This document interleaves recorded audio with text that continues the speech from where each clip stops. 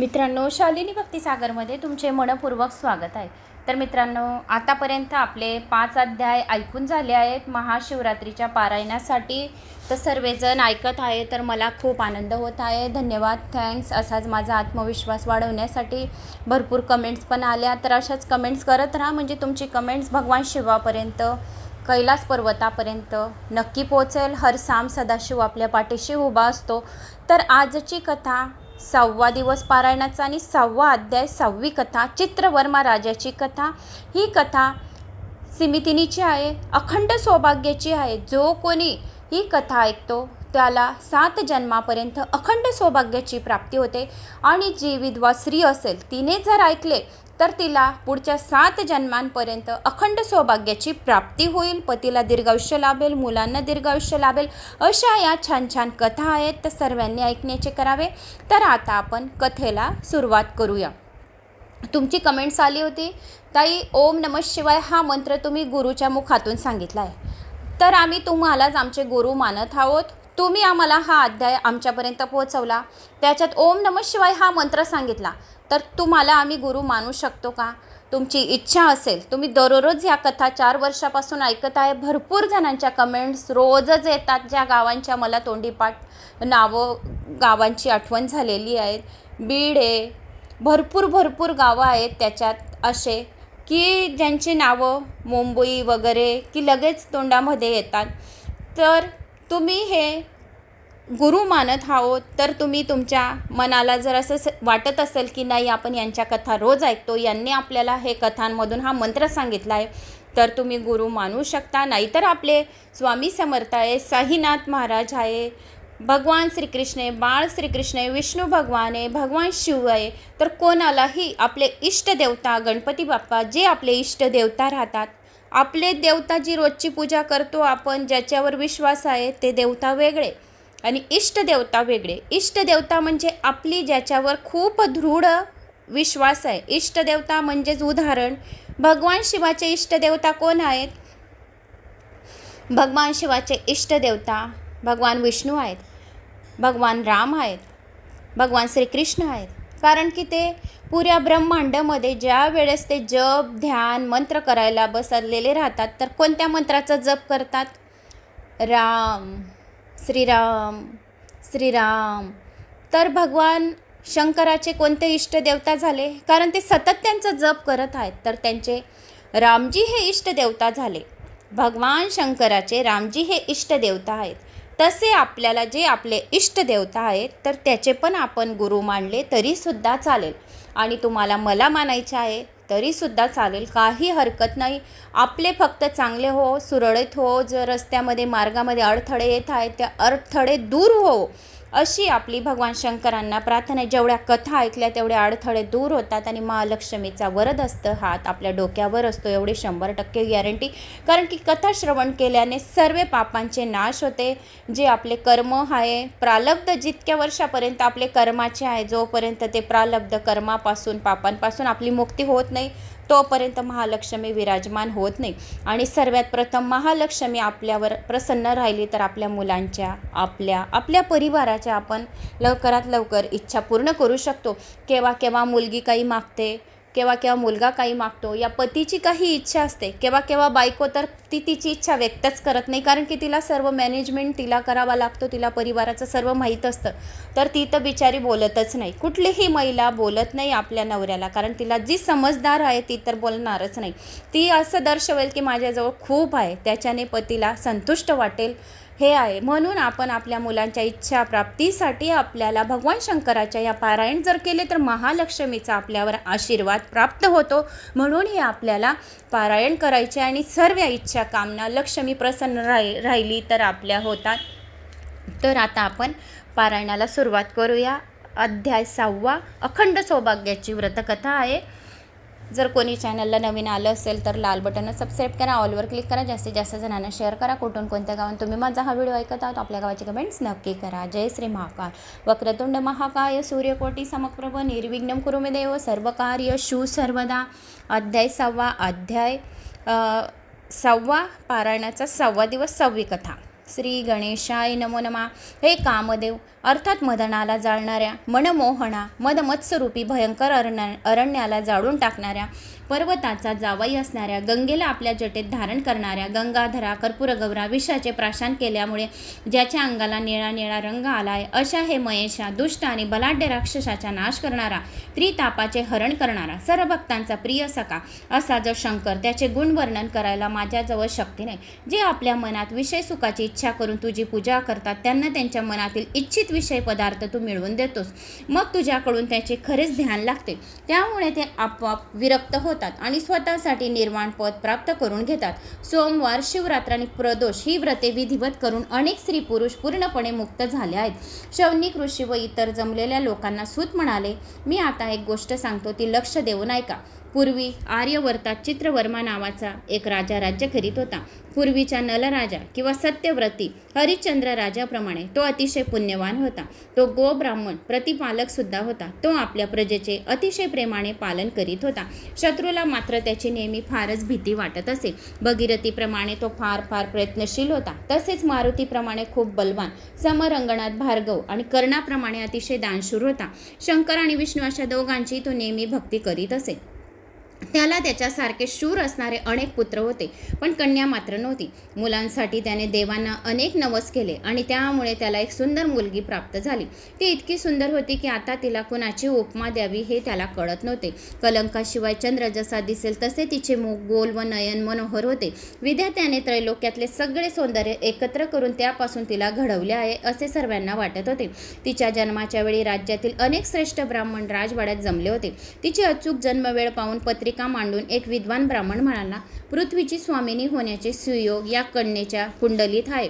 ती खरोखर 10,000 वर्ष या पृथ्वीवर राज्य करेल हे त्याने सांगितले होते. भविष्य ऐकून राजा मनामध्ये फार खुश झाला. त्याने जमलेल्या ब्राह्मणांना ते सर्वजण तृप्त होतील इतके धन धान्य दान केले, अलंकार दिले, उत्तम प्रकारची वस्त्रे दिली. मुलींचे बारसे मोठ्या थाटात साजरे झाले. रूपाची सीमा या कन्येपाशी झाली. म्हणजे इच्छाहून सुंदर स्त्री आज दुसरी या पृथ्वीवर नाही असे ठरले. म्हणून राजाने तिचे नाव सिमितिनी असे ठेवले. सर्वत्र अतिशय आनंद चालला असताना एक पंडित मनाला सांगितले व सर्व भविष्य खरे आहे, पण सिमितिनीच्या तिच्या 14व्या वर्षी विधवा योग येणार आहे. असे काही योग तिचा टळला पाहिजे. पंडितांचे भाषण ऐकून राजा मनातून खूपच खिन्न झाला. आपल्या अंगावर अचानक आकाशामधून वीज कोसळली आहे किंवा कुणीतरी व्रजाचा आघात आपल्या अंगावर करीत आहे असे त्याला वाटले. पंडित पुढे म्हणाला, राजा, चिंतेचे काहीही कारण नाही. शंकराच्या कृपेने सौभाग्य वर्धन होईल याची खात्री बाळग. तू शंकराची भक्ती कर. मी बोलवलेलं ते अगदी कधीही खोटे होणार नाही आणि तो भगवान शंकर असे होऊही देणार नाही.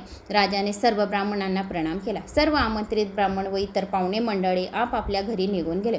हळूहळू दिवस जात होते. एखाद्या चंद्रकलेप्रमाणे सिमितिनी मोठी होत होती. 14 विद्या आणि 64 कला ती अतिशय निपुण झाली होती. आता सिमितिनी उपवर झाली. राजाचे मन मात्र चिंतेने दग्ध झाले होते. विचार करून त्याचा मेंदू फार शिणला होता.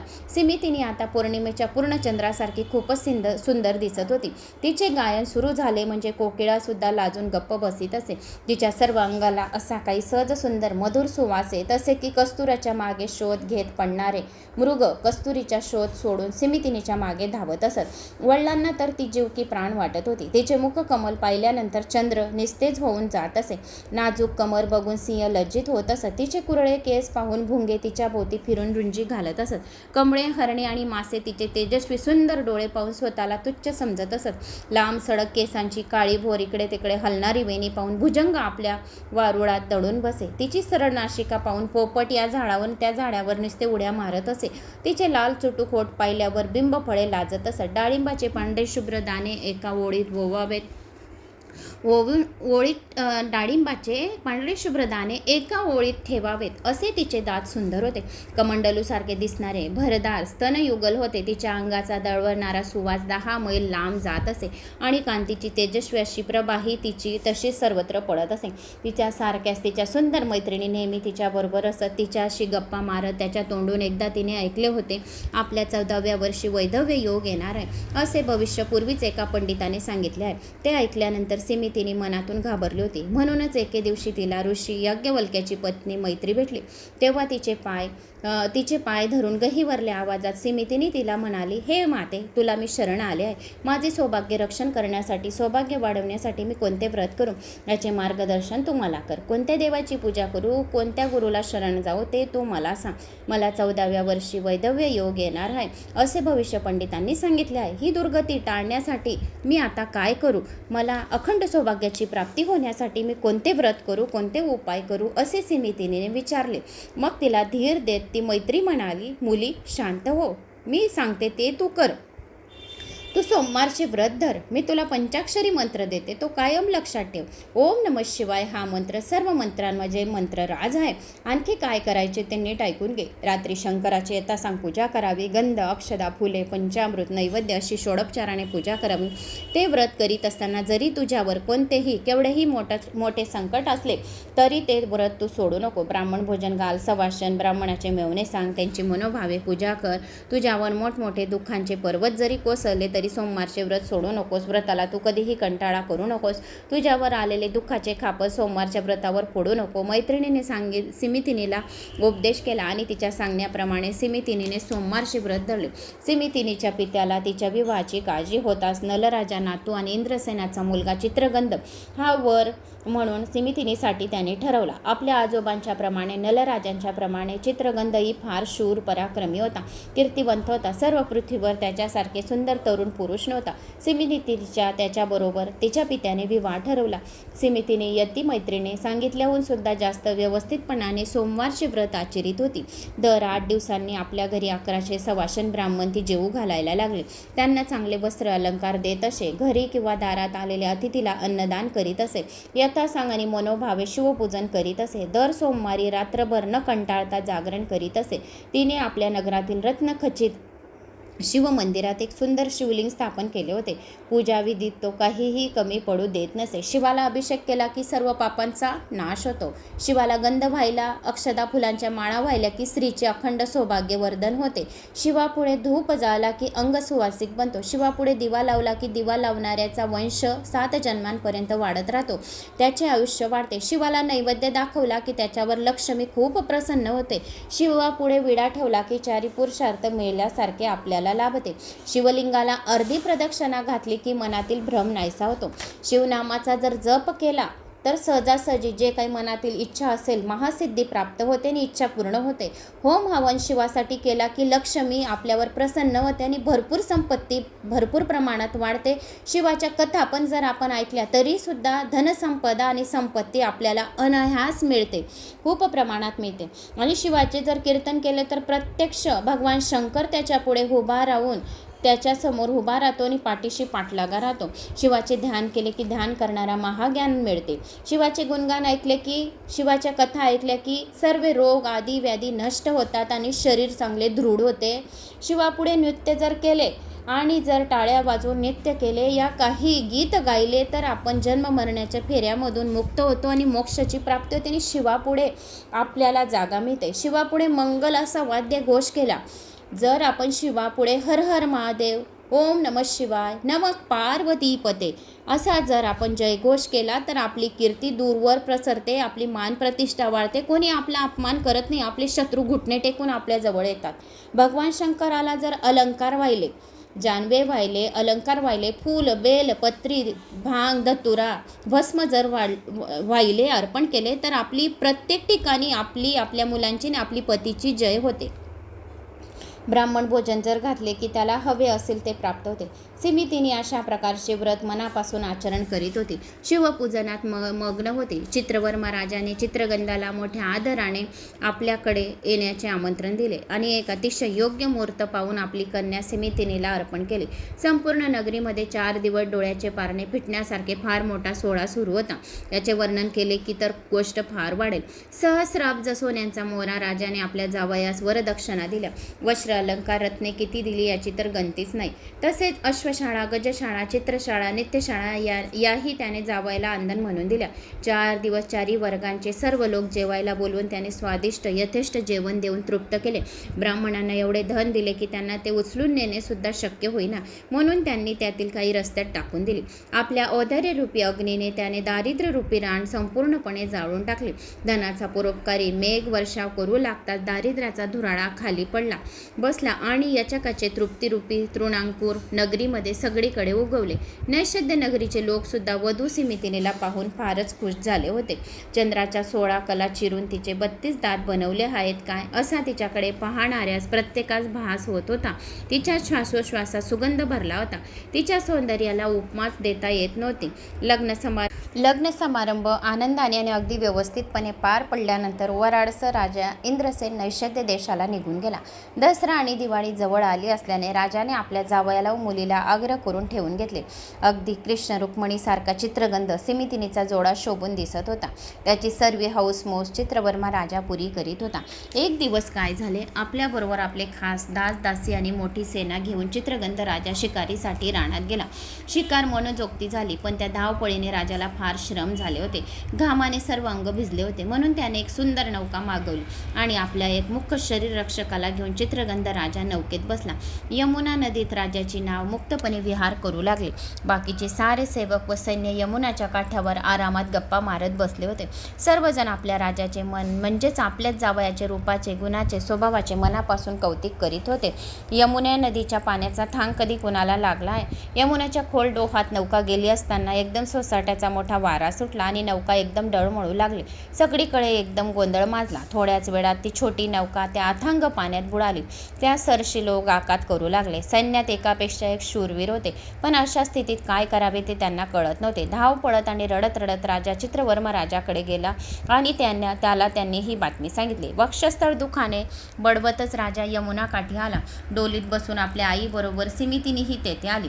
सर्वजण शोक सागरात अगदी गळ्यापर्यंत बुडाले होते. मूर्छा येऊन धरणीवर कोसळणाऱ्या आपल्या लाडक्या लेकीला राजाने कसे तरी सावरले. सिमितिनीची आई आपल्या मुलींच्या गळ्याला मिठी मारून शोक करू लागली. सिमितिनीचा त्यावेळचा शोक ऐकून पृथ्वीसुद्धा कंपित झाली. समुद्राचे पाणी खूप तापले. पशु पक्षी वृक्ष लता सर्व पर्वत सिमितिनीच्या बरोबर शोक सागरात आकंठ बुडाले. दुःखाचा अतिरेक झाल्याने सिमितिनी तेथेच बेशुद्ध पडली. तेवढ्या चित्रगंधाचा पिता इंद्रसेन घाईघाईने आपल्या राणीसह तेथे आला आणि पुन्हा दुःखाचा सागर उपडला. सुनेच्या विदीर्ण मुखाकडे इंद्रसेनाला तर बघवेना. चित्रगंधाची आई लावण्यवती खालच्या जमिनीवरची माती घेऊन तोंडात घालत अतिशय शोक करू लागली. माझा एकुलता एक लाडका बाळ या कालिंदीने खाऊन टाकला. पूर्वजन्मी मी असे कोणते महापातक केले होते, म्हणूनच देव मला ही शिक्षा करत आहे. माझी आंधळ्याची आधाराची काठी यमुनेच्या डोहात बुडाली. माझा राजहंस कोठे आहे? माझे पाडस कोठे आहे? माझा चित्रगंध कोठे लपला आहे? कुणीतरी मला दाखवा हो, मी पूर्वी काय पाप केले? भगवान शंकराचे प्रदोष व्रत मध्ये सोडले का? शिवरात्रीला उपास न करता जेवण केले का? सोमवारचे व्रत माझ्याकडून मोडले का? असे मी कोणते तरी काय पाप केले? विष्णू आणि शंकर यांच्यात मी कधीतरी भेदाभेद केला का? हरिहरांचे कीर्तन चालू असताना त्यात मी कधी मोडा घातला का? पंक्तीभेद केल्या का? मी दुसऱ्यांच्या धनाची माझ्या मनात कधी अभिलाषा धरली का? माझ्या हातून असे भयंकर काय घडले तेच मला कळत नाही का? मागच्या जन्मी दान देते व म्हणून ब्राह्मणाला उगाच झुलवत ठेवले का? कुणी दाता दान करीत असेल तेव्हा त्यात मी विघ्न आणले होते का? कुणाच्या तोंडाचा घास काढून मी घेतला का? मी गुरुचा द्रोह केला का? पानावर जेवायला बसलेल्या ब्राह्मणांना उठून लावले का? हरणी आणि तिच्या पाडसाला मी कधी वीर्याचे दुःख दिले का? काही कळत नाही. माझे सौख्य निदान आज एकाएकी नष्ट झाले. आता मी काय करू? प्रधानांनी, मंत्र्यांनी, राजा राणींनी कसे बसे सावरून धरले. चित्रवर्मा राजाने त्या सर्वांना आपल्या राजवाड्यात नेले. शोकाने व्याकुळ झालेले राजा इंद्रसेन, त्याची पत्नी लावण्यवती थोडे दिवसांनी आपल्या नगरीला परत गेले. तो आपले नैषध्य देशाचे राज्य शत्रूंनी घेतले. त्यांना आढळले शत्रूंच्या हाती पडू नये म्हणून ते दोघे पळून जाऊ लागले, पण शत्रूंनी त्यांना कैद करून आणले आणि तुरुंगात टाकले. सिमितीने सुद्धा मोठ्या धाडसाने आपला शोक आवरला होता. मैत्रिणीने सांगितले सांगितलेल्या गोष्टीचे तिला स्मरण झाले. ती म्हणाली होती, केवढेही दुःखाचे पर्वत अंगावर कोसळले तरी व्रत सोडू नको. सिमितिनीने आपले व्रत तसेच पुढे चालू केले.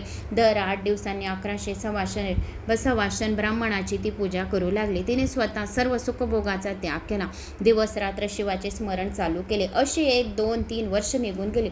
इकडे जेव्हा चित्रगंधाची होडी यमुनात बुडाली तेव्हा तो पाण्यात पडला. तिथल्या नागकन्यांनी त्याला पाताळ नगरीत नेले. तेथे नाग लोकाचे सौंदर्य पाहून चित्रगंध राजा फार फार आश्चर्यचकित झाला.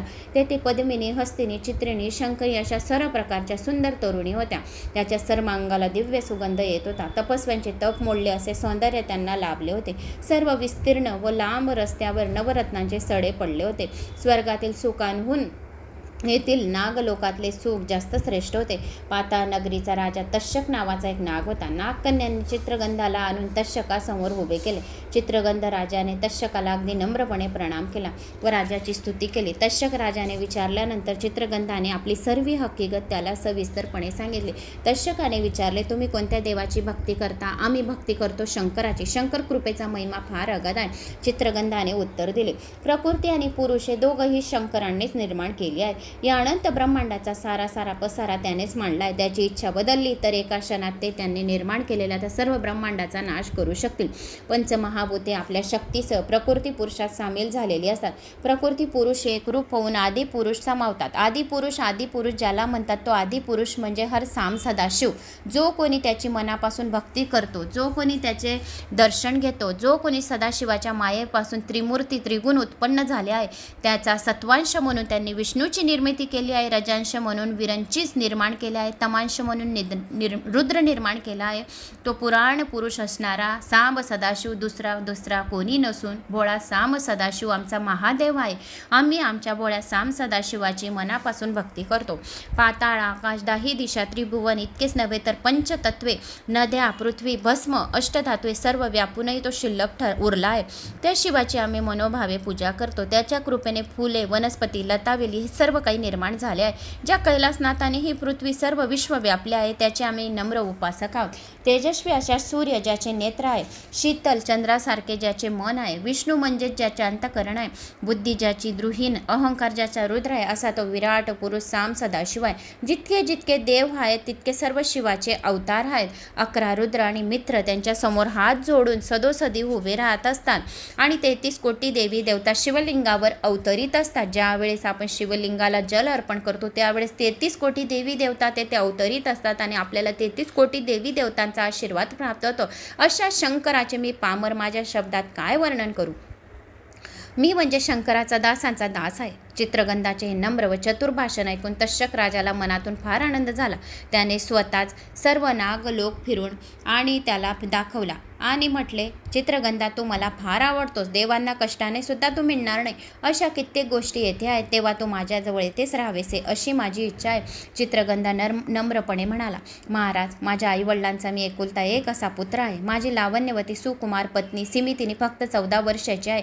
मी नाहीसा झालेला पाहून तिने कदाचित प्राण सोडले असतील. माझ्या घरी जाऊन आईवडिलांच्या पायाची सेवा मी कधी करीन असे मला वाटत आहे. माझ्या वाचून माझी माता अगदी रोजच्या रोज एखाद्या माशासारखी तळमळत आहे. तिचे सारे प्राण नेत्रात गोळा झाले असतील. तेव्हा मला पुन्हा पृथ्वीवर नेऊन सोडा. चित्रगंधाने कळकळीने अश्रू गाळत तक्षक राजाचे अगदी पाय धरले. तक्षक राजाने त्याच्यावर प्रसन्न होऊन त्याला अपार वस्तू देणगी म्हणून दिल्या. त्याबरोबर 12 सहस्र नागाचे बळ त्याला दान केले आणि जेव्हा तू अडचणीत असशील किंवा तुला माझी गरज लागणार असेल तेव्हा अशा वेळी माझे स्मरण करशील तेव्हा मी तुझ्या जवळ येईन असेही आश्वासन दिले. पृथ्वीवर न मिळणारी रत्ने, चिंतामणी ही सप्रेम भेट दिला.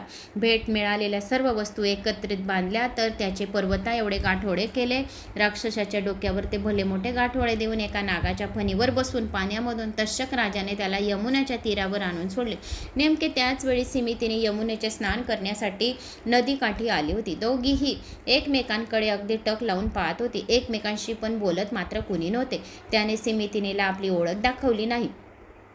चित्रगंध राजा आता पूर्वीपेक्षा फार तेजस्वी दिसत होता. त्याच्या मस्तकावरच्या मोत्यांच्या माळा तेजाने चमकत होत्या. मोठमोठ्या पाणीदार आणि टपोऱ्या मोत्यांची माळ तिने आपल्या गळ्यात घातलेली होती. तिच्या कमरेचा कमरपट्ट्यावर पाचूंनी सुंदर नक्षीकाम केले होते. त्याचा प्रकाश धरणीवर पडला होता. तो हिरवा प्रकाश पाहून कोवळ्या कोवळ्या गवताच्या आशेने हरणे तिकडे तिकडे येत होते. अंगाला चंदनाचा सुवास येत होता. त्यामुळे अवतीभोवती भुंगे गुजराव करीत होते. चित्रगंध राजाला आता असे एक टक पाहून तिचे मन तृप्त होत होते. टक लावून सिमी त्याच्याकडे पाहत होती. चित्रगंधही तटस्थ राहून त्याच्याकडे पाहत होता. स्वर्गातील रंभा उर्वशीने जिचे दास्य करावे अशी ती अत्यंत सुंदर दिसत होती. पण तिच्या अंगावर अलंकार मात्र नव्हते. डोळ्यात काजळ रेखले नव्हते. चिंतेने तिचे शरीर खूप कृश झाले होते. ग्रहण काळात चंद्राला राहून एक रासावे अशी ती कोमलांगी काळ बनलेली दिसत होती. हळूहळू राजा चित्रगंध पुढे झाला आणि त्याने तिला विचारले, आपण कोण आहात? मला आपली सर्व हकीकत ऐकण्याची इच्छा आहे. आपली हरकत नसेल तर मला सांगा. मग आपल्या जन्मापासून सर्व हकीकत सिमी चित्रगंधाला सविस्तर सांगितले. बोलताना तिचे दात तेजस्वी नक्षत्रासारखे चमकत होते. सिमी मैत्रिणी तिच्या जवळ होत्या. त्यांनी सांगितले की 3 वर्षापूर्वी हिचा पती याच ठिकाणी यमुनेच्या पानात नावातून पाण्यात पडून मरण पावला आहे. हिच्या सासू सासऱ्यांना शत्रूंनी पकडून कैदेत ठेवले आहे. या सुंदरीची त्यामुळेच आज अशी दयनीय अवस्था झाली आहे. तिची अशी हकीकत ऐकताना चित्रगंधाचे डोळे अश्रूंनी भरून आले होते. आपल्या उत्तराने तो आपले डोळे पुसत होता. सिमी आपल्या सख्यांना हळूच कानात सांगितले की त्यांना त्यांचे नाव गाव कुठून आले हे सर्व विचारा. त्यांच्याबद्दलही जाणून घेण्याची मला सुद्धा फार फार इच्छा आहे. सख्यांनी चित्रगंधाला तसा प्रश्न केला तेव्हा तो लटकेतच तिला म्हणाला, आम्ही एक सिद्ध पुरुष आहोत. तिन्ही लोकात आम्ही मुक्तपणे संचार करीत असो. भूत वर्तमान भविष्य व सर्व काही आम्हाला पूर्ण ज्ञान आहे. एवढे बोलून तिच्याजवळ जाऊन चित्रगंधाने सिमीचा हात आपल्या हातात धरला. तिच्या कानात सांगितले, मुली, तुझा पती मेला हे खरे नाही. तो अजून जिवंत आहे. आजपासून 3ऱ्या दिवशी मी तुझी व त्याची भेट घडवून आणेन. मी शंकराची शपथ घेऊन सांगतोय. तुझे ऐश्वर यापुढे सतत वाढत राहील. पण 3 दिवस ही गोष्ट कोणाला सांगू नको. सिमी खालच्या मानेने चोरून त्याच्याकडे पाहत होती. मुखातून बाहेर पडणारे अमृतासारखे बोल आपल्या कानात होते. खरोखर हाच आपला पती असेल काय? पण तो तर मृत्यू पावला आणि तो परत कसा येईल? लगोलग डोळे मिटून तिने शंकराचे स्मरण चालवले. परमेश्वरा, तुझी लीला खरोखर अगाध आहे. हा जर परपुरुष असता तर त्याने माझा हात धरण्याचे धाडस केलेच नसते आणि त्या सिद्धाबद्दल माझ्या मनात प्रेम दाटून आले नसते. शंकरा, हा सिद्ध म्हणजे पुरुष म्हणजे माझा पती असेल का? पती असेल तर मी 11 लाख दाम्पत्याचे पूजन करीन, 11 लाख वाती लावीन, 11 लाख बिल्वपत्र तुला वाहीन.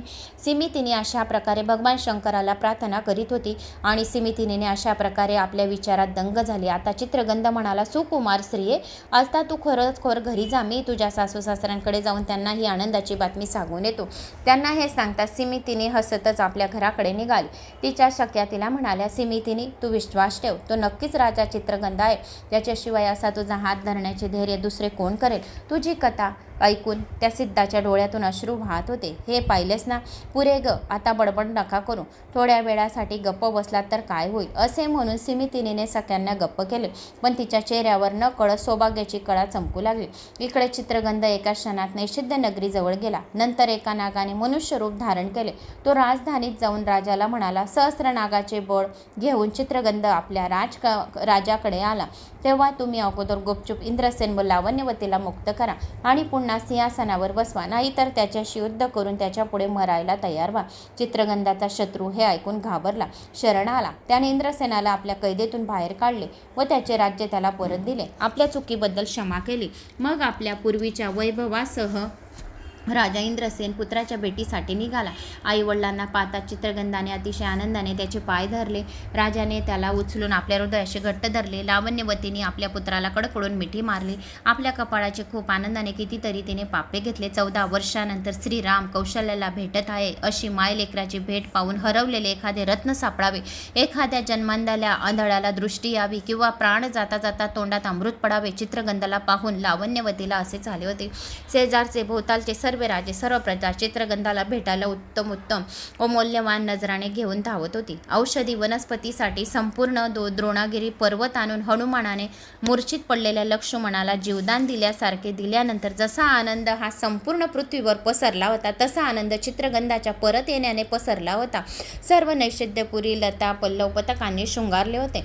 माता पित्यासह चित्रगंध प्रमुख रस्त्यावरून मिरवत चालला होता. चित्रवर्मा राजाला ही बातमी कळवण्यासाठी त्याच्या राजाकडे सेवक पाठवले. राजाला जवाई आला आहेत अशी शुभ वार्ता कळताच काय करावे आणि काय नाही त्याला सुचेना. चित्रवर्माने नेत्रातून अखंड आनंदाश्रू वाहू लागले. त्याचा कंठ भरून आला. ज्यांनी त्याला हे शुभ वर्तन सांगितले त्या राजाने आनंदाने अपार धन त्या सेवकाला दिले. अनेक रथ पाठवून संपूर्ण नगरात साखर वाटण्याचा हुकूम दिला. सर्वत्र मंगलवाद्य वाजू लागली. राजाने आपला खजिना अफाट सर्वांसाठी उघडा केला. ज्याला जे जे हवे असेल ते राजाने सर्वांना दिले. जय जय उमापतीये नमः, हर हर पार्वतीपतीये नमः, हर सांब सदाशिवाय नमः असे म्हणून राजाने जयघोष करत नाचत होता. त्याच्या पायातील जोडे घेऊन सेवक मागून धावत येत होता. सिमितेनेला सख्याने उत्तम प्रकारे सजवले. शिवनामाचा जय जयकार करीत होते. पुरी प्रजा तिच्या गळ्यात परम मंगळसूत्र बांधले. तिच्या सुंदर नेत्रात काजळ रेखले. कपाळी कुंकुवाचा सौभाग्य तिलक पुन्हा एकदा लावला होता. दशगुणी विडा करून तिला खायला दिला. एक जण तस्त पुढे करीत होते. नगरातले सगळे स्त्रिया सिमितिनेला बघायला राजवाड्यात गोळा झाल्या होत्या. सिमितिनेच्या आईने तिला अतिशय प्रेमाने मिठी मारून म्हटले, पोरी, तुझे अखंड सौभाग्य आज खरोखर पुन्हा तेजाने जगमगत आहे. तुझा चेहरा अखंड सौभाग्याचा दिसत आहे. तू अशीच सुखात राहा आणि अखंड सौभाग्यवती राहो. सोमवार व्रताची योग्यता काही वेगळीच आहे. सिमितिनेने शंकराला म्हटल्याप्रमाणे 11 लाख दाम्पत्य व्रताच्या दिवशी तिने पूजन केले. 11 लाख वाती लावल्या. तेवढ्या चित्रगंध राजा आपल्या आईवडिलांसह तेथे आला. जावयाला अतिशय प्रेमाने मिठी मारली. चित्रवर्मा राजाचे खूप खूप आनंदाश्रू गळाले. दशोदिशा अतिशय पुलंकित झाल्या. देवांनी स्वर्गातील त्याच्यातील आनंदाने पुष्पवृष्टी केली. नंतर चित्रवर्मा राजाने जावयाला मिरवत आपल्या राजधानीच्या नगरात आणले.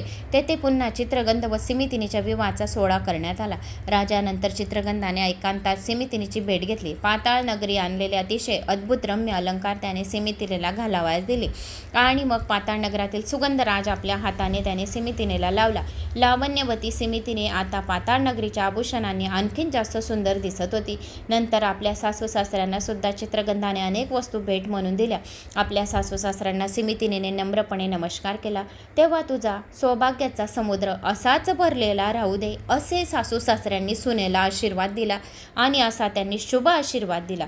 मग सर्वजण परत नैवेद्य नगरीला आले आणि पृथ्वीवरचा सर्व मोठमोठ्यांनी राजाने एकमताने चित्रगंध राजाला सम्राट म्हणून मान्यता दिली आणि राज्य आपल्या मुलांच्या स्वाधीन करून इंद्रसेन राजा तपश्चर्या करण्यासाठी वनात निघून गेला. शंकराचे तप करून शेवटी त्याला शिवपदाशी मोक्ष मिळाला. पुढे पित्यासारखेच म्हणजे चित्रगंधासारखेच तेजस्वी 8 पुत्र सिमितिनेला झाले. चित्रगंध व सिमितिनीने 10,000 वर्ष पृथ्वीवर सुखाने राज्य केले. पृथ्वीच्या नल राजाप्रमाणे चित्रगंधाने आपली चांगली कीर्ती दायी दिशात पसरवली. प्रजेवर अतिशय न्यायाने राज्य केले. शिवरात्र सोमवार प्रदोषी व्रते निष्ठाने केली. शेवटपर्यंत राज्य चालू ठेवले आणि सिमितिनीची सुद्धा कीर्ती दायी दिशात पसरली. जो कोणी हा अध्याय ऐकतो त्याची कीर्ती दायी दिशातच पसरते. असे सिमितिनीचे सुंदर अखंड सौभाग्यकारक सौख्यकारक वरदायी आख्यान ज्या स्त्रिया नियमितपणे ऐकतील, वाचतील, कोणाला शेअर करतील, सांगतील त्याचे अखंड सौभाग्य बाळेल. कुणाचा पती दूर गेला असेल तिचा पती परत पुन्हा लवकर येऊन तिला भेटेल. ज्या विधवा स्त्रिया हे आख्यान ऐकतील त्याला पुढील जन्मात सुंदर पती मिळून अखंड सौभाग्याचा लाभ होईल. म्हणून एकदा सुरू केलेले सोमवार व्रत कोणीही सोडू नये. शिवचरणावर पक्की निष्ठा ठेवावी. हे आख्यान ऐकल्यावर एखादा हरवलेला मुलगा त्याला परत येऊन भेटेल. आख्यान ऐकणाऱ्याला, वाचणाऱ्याला, सांगणाऱ्याला, शेअर करणाऱ्याला आयुष्य, आरोग्य, ऐश्वर्य, धनसंपदा, ज्ञान, विद्याप्राप्ती होईल आणि मृत्यूचे संकट त्याचे टळतील. गंडांतरे मृत्यूचे दूर टळतील. जवळचे गेलेले जर तुमचे धन असेल तर ते धन घरात येईल. कुठून ना कुठून धन परत घरात येऊन महालक्ष्मी स्थिर राहील. त्याच्यावर महालक्ष्मी आणि लक्ष्मीनारायणचा, कुबेर देवताचा आशीर्वाद राहील. शत्रूचा त्यांच्या नायनाट होईल. शत्रू पराजय सहजपणे होतील. घुटणे टेकतील शत्रू. असे हे सिमितिनीचे आख्यान म्हणजे एक तीर्थाचे तीर्थ प्रयागराज तीर्थ आहे. प्रयागराज तीर्थामध्ये स्नान केल्याचे पुण्य मिळेल आणि भक्तिरूपी माघ मासात जर ही कथा ऐकली तर या माघ मासात त्यांना प्रयागराज तीर्थामध्ये स्नान केल्याचे पुण्य मिळेल. त्यांची सर्व पापं नष्ट होतील. अतिशिवपद प्राप्त होईल आणि सिमितिनीचे आख्यान म्हणजेच अमृत आहे. सज्जनांनी घ्यावे. निंदक, राक्षस, त्रापट इत्यादी लोकांनी, अहंकुरी लोकांनी ही कथा ऐकू नये असे श्रीधर स्वामी सांगतात. तर असा हा अर्पणाचा पती म्हणजेच खरोखर ब्रह्मानंद आहे. तर अशी ही सिमितिनीची आख्यान होते. ऐकणाऱ्यास वाचणाऱ्यास अखंड सौभाग्याची प्राप्ती होईल, लक्ष्मीची प्राप्ती होईल, स्थिर लक्ष्मी राहील. तर मला अशी आशा आहे की तुम्हाला माझा हा अध्याय सिमितिनीचा अखंड सौभाग्यवतीचा अध्याय आवडला असेल. आवडल्यास लाईक शेअर सबस्क्राईब नक्की करा. हर हर महादेव, जय श्री महाकाल, ओम नमः शिवाय, उमापतीये नमः, हर सांब सदाशिवाय नमः, गौरीपतीये नमः. आपल्या गावाची कमेंट्स नक्की करा. जय श्री महाकाल.